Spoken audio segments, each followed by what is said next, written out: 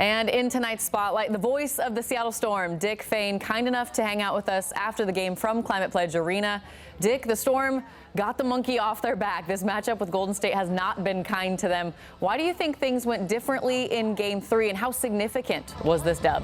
As long as I get a hotel. Well, I think energy and intensity. I think in the first two games against Golden State, I think the first game they kind of came out and maybe took Golden State a little bit lightly. Game number 2, they didn't, but they were just still passive offensively and just kind of chucking up threes when Golden State would get it to them. Today, the threes they took were off of inside play. Nneka Ogwumike doing a great job just kind of establishing position down low. There was just a lot more energy offensively today. Even though they didn't shoot a good percentage from the field, they were so much better defensively today against Golden State than they've been in the first two games. And some of that translated into offense, particularly at the end of the game. Yeah, and talk about the third quarter. It was the energy all from Erica Wheeler with 11 points. But head coach Noelle Quinn said at halftime, stars got a star.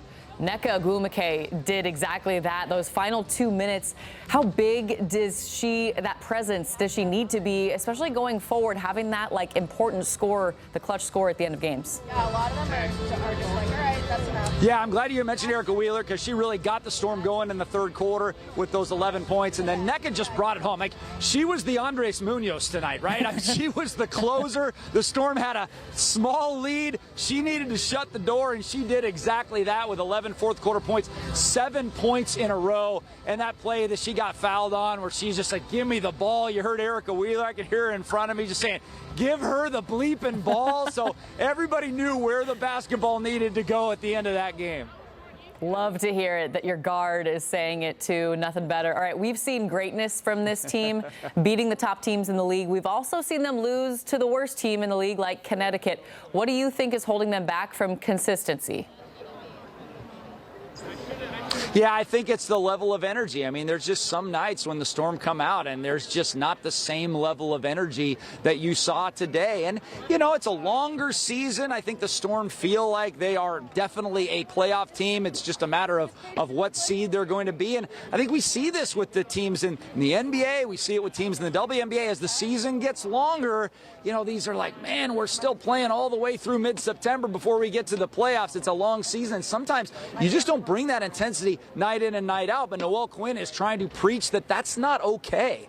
And it wasn't okay coming into this game. You could tell there was a different level of urgency today, primarily because, hey, it's a team that's beaten you twice, and then also it's the last game before the All-Star break, so you really don't want to go in with a sour taste in your mouth going into the All-Star break. No, and important in the standings, too, trying to get in those top 4 positions, so it was crucial.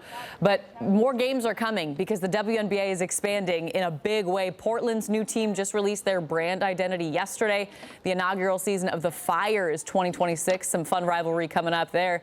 But I want to know from someone who has covered this league for a long time, do you think adding 6 teams in the span of 6 years is too fast? Well, first of all, the Portland logo, fire, by the way, with the rose in the middle, that was a nice touch. I did kind of like that. I noticed that. So that'll be a good rivalry with Seattle and Portland coming up soon.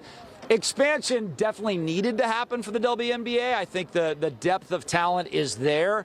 6 teams in 6 years, I mean, that's going to stretch it a little bit. There's no question. I think it'll be made up, though, by just the level of talent in the league and these new superstars, Caitlin Clark being obviously the most prominent one, just getting girls that are 13, 14, 15 years of age right now to just focus on basketball and be a great player.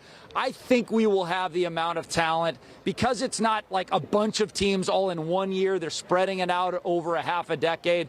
I think we'll be okay. But yes, the rosters will be thinner 5-6 years from now than they are right now.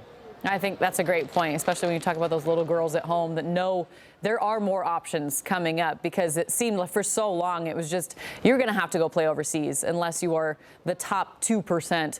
Right. If only the NBA was this aggressive. I just wish we could talk to Adam Silver, right, Dick? Yeah.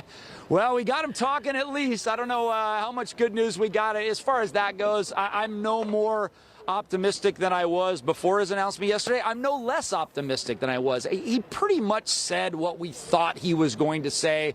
Establish a committee. He did say expansion is on the table. So we're just going to have to wait a little bit longer. And what I've been trying to tell people on my radio show, I understand it's been an 18-year wait, but really it's been a 4-year wait, 5-year wait, because we didn't have a viable place to play NBA basketball in this city until about 5 years ago. So that's really how long the wait has been, not 17 years. Yeah, that is a good point. Well, Dick Fain, thank you for joining us from that beautiful location, Climate Pledge Arena. You can hear him on just about every Storm game on TV this season and on Sports Radio 93.3 KJR FM every weekday from 3 to 7. Dick, we really appreciate your time. Thanks, Alyssa.